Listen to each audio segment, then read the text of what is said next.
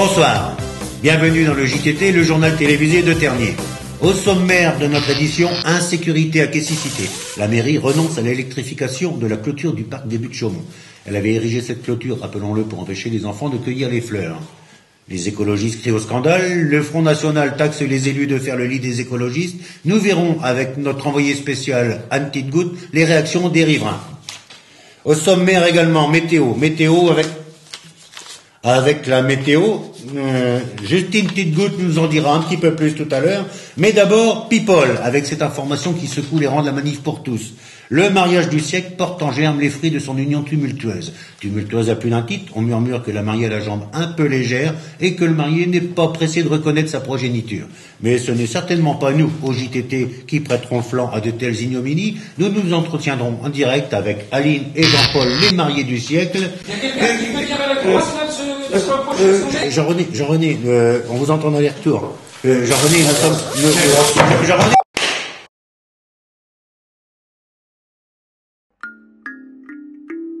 La limace sauvage du parc cellier de Ternier, Arion hortensis, fait partie de la famille des Stylomatophora. Comme les autres gastéropodes, elles ont 4 tentacules, dont 2 qui ont des yeux. Les autres sont utilisés pour capter les odeurs et sont sensibles au goût. Elles peuvent être phytophages ou carnivores. La particularité de cette limace est qu'elle fait du bruit en mangeant. Ce n'est pas bien de faire du bruit en mangeant. Veuillez nous excuser cette courte interruption. Petit problème technique, ce sont les aléas du direct.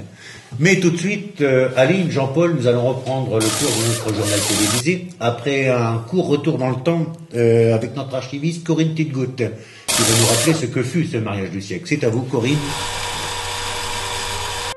3 428 €. C'est ce que le mariage du siècle rapportait voici tout juste 10 ans au Téléthon. Nous sommes alors en 2004, le 4 décembre exactement. Le député-maire Jacques de Salengre reçoit les consentements mutuels d'un couple hors norme incarné par les présidents respectifs de l'Amicale des cheminots et de l'Association des maqueux de Sorey. Elle, Alain Chenot, alias Aline, est la digne héritière des valeurs de partage et de solidarité qui cimentèrent la première communauté cheminote du nord de la France à Quessy-Cité. Lui, Jean-Paul Loiseau, se fait porte-parole d'une association qui, au travers de la fête, s'efforce de renforcer un fragile lien social à l'échelle de la ville. Coup de bluff, provocation, ce mariage du siècle que l'on qualifia aussi de premier mariage gay de Ternier est, il est vrai, un pied de nez à l'actualité du moment. Secoué par le premier mariage gay de France, célébré par Noël Mamère en la mairie de Bègle. Des clins d'œil comme celui-là, l'Amicale des cheminots compte quelques-uns à son actif. 2 ans plus tôt, également à l'occasion du Téléthon, alors que l'actualité est secouée par une nouvelle loi interdisant la mendicité, les amicalistes jugent particulièrement opportun de former une chorale de rue pour, disent-ils, faire la manche au profit du Téléthon. Subtile façon de rappeler que la mendicité pallie le cas échéant les carences des pouvoirs publics. Pour autant, le mariage du siècle ne se cantonne pas, en ce 4 décembre 2004, au registre de l'humour noir, voire de la farce. Il constitue un symbole fort dont le sens n'échappe nullement au premier magistrat. Votre mariage est placé sous le signe de la solidarité et de l'entraide. Je le souhaite exemplaire dans notre société qui en manque singulièrement de ces qualités. Il nous rappelle à notre passé de travail, de difficultés et de manifestations joyeuses d'une population qui, parce qu'elle était rare, faisait de ces fêtes populaires un moment où l'on évoquait fatigue et préoccupation, déclare-t-il solennellement. 10 ans plus tard, quels fruits peut-on attendre d'un tel mariage ? Voilà, c'était en 2004. Aline, Jean-Paul, nous sommes en 2014. Nous allons fêter les noces d'étain. Dites-nous en plus. À toi, chérie. Ce sont les noces d'étain. Donc, par définition, 10 ans de mariage. Et on va faire une petite fête. Une petite fête qui va rassembler, j'espère, le plus grand nombre possible. Ça se passera à la salle des arts et loisirs à Ternier. Les clôtures ne seront pas non plus électrifiées, je ne pense pas, d'ici là. Alors ce sera une soirée repas dansant avec un petit spectacle. Le spectacle va consister essentiellement à ce qu'on reprenne des figures que nous avons déjà pratiquées lors des précédentes soirées. Toujours axé sur le mariage. La nuit de noces. La nuit de noces, aïe, ouverte à tous. Ah non, j'ai sauté une ligne là. Donc la nuit de noces n'est pas ouverte à tous. Ça se passera le samedi 6 décembre de cette année. de cette année, à la salle des arts et loisirs. Et on va faire une petite soirée, un repas dansant avec spectacle.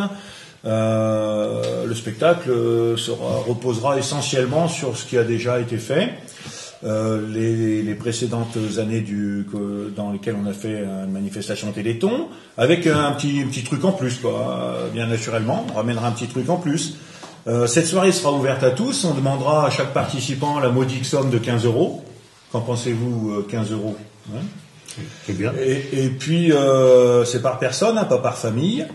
Et l'inscription sera là où est le siège des associations qui constituent l'ensemble de l'organisation, au Café de la Poste, chez Marco et Isabelle. Et je précise qu'elle est nettement plus sympathique que lui. Enfin, ce sont des points de détail sur lesquels nous passerons dans l'immédiat. Et puis, bien naturellement, que nous allons faire participer, nous espérons faire participer le maximum de gens, et notamment les commerçants, à cette soirée, de façon à ce qu'on puisse verser le maximum au Téléthon, puisque c'est le but essentiel de verser au Téléthon. Merci Aline. Loin de nous l'idée de verser dans le sensationnel, mais cette rumeur selon laquelle vous porteriez un fruit un peu défendu, qu'en est-il? Oui, j'ai un polichinelle dans le tiroir. Voilà. Effectivement. Et contrairement à ce qui a été précédemment annoncé, non, c'est bel et bien de Monsieur Maqueux de Soré, hein, que j'ai été engrossé. Par contre, le point sur lequel nous ne sommes pas encore tout à fait mis d'accord, n'est-ce pas, mon chéri? Il n'y a pas de souci. Et c'est ce que nous allons faire de l'enfant. On ne sait pas encore bien ce qu'on va faire de l'enfant. Donc, on y réfléchit, hein, il y a encore le temps, hein, parce que 9 mois, ça m'a paru mesquin. Nous, on porte 4-5 ans, voyez-vous.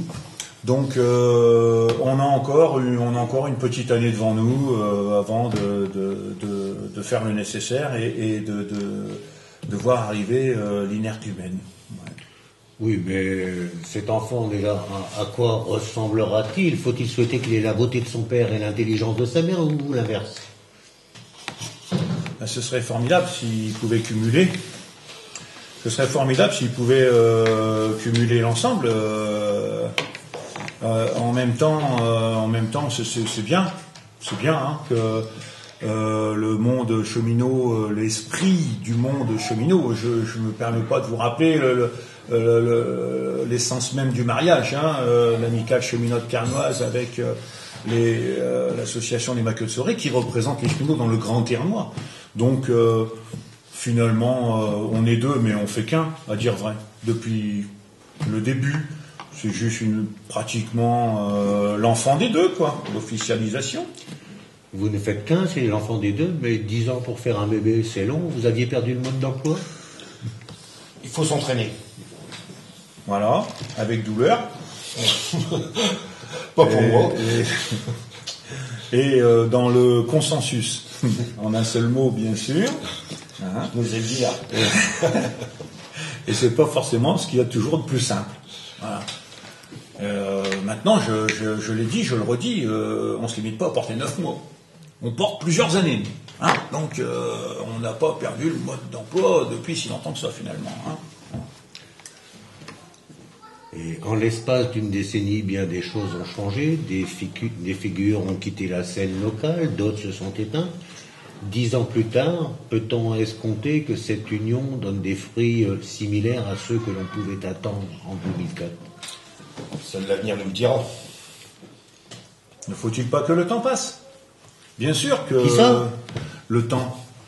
Ne faut-il pas que le temps passe? Mais ça, je l'ai déjà dit.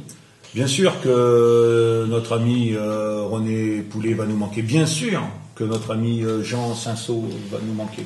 Et bien sûr que bien d'autres vont nous manquer et que d'autres ont quitté plus ou moins le tissu associatif.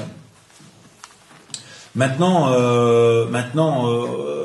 on a besoin des fondations pour échafauder, certes, mais il nous faut aussi construire avec les bases des jeunes. Hein, il nous faut regardez la gueule de mon mari, quand même, il est plus de première fraîcheur, quoi. Hein, bon, moi ça va, je m'entretiens. Mais c'est vrai. Bah oui, c'est vrai. Oui. Donc arrête, m'excite encore, mais c'est terrible. Hein. Et donc il nous faut faire avec des jeunes, et si on peut les amener, imaginez un peu, si on amène des jeunes, Amine c'est sympa aussi ça, on amène des jeunes... Amine, vous avez déjà choisi le prénom. Amine. Oui. Absolument. C'est un lapsus révélateur.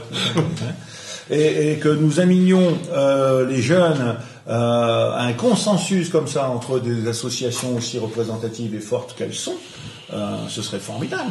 Hein. À ce moment-là, quelque chose me dit qu'il c'est pas impossible qu'il se passe quelque chose à Ternier. Hein. C'est pas. Merde. On va les notes,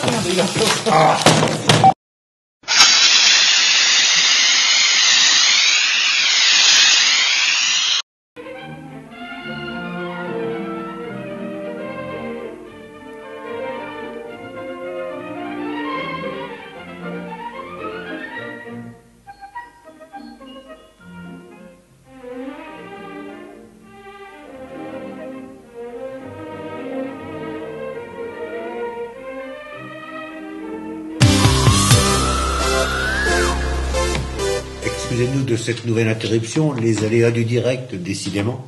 Mais reprenons notre journal télévisé. Aline, Jean-Paul, l'amicale des cheminots, les maqueux de Sorès, c'est du patrimoine ternois dont il s'agit. En exclusivité pour les téléspectateurs du JTT, accepteriez-vous cette échographie en direct à l'aide de cet appareil portatif mis au point par la NASA? C'est absolument indolore, je vous le certifie. Je le passe sur votre vote, je respecte votre intimité. Ah ben, allez-y. Jean-René, tu m'entends en régie? Voilà. Non, monsieur Jean-Paul, sur le ventre, pas dans le... Oh my God. Eh, dis donc, le gratte-papier, t'as pas une lampe, on n'y voit rien là-dedans. Une lampe? Ah ben voilà. Venez, on y voit comme en plein jour. Ouais, monsieur René, il a mis un spot de 2000 watts à l'entrée.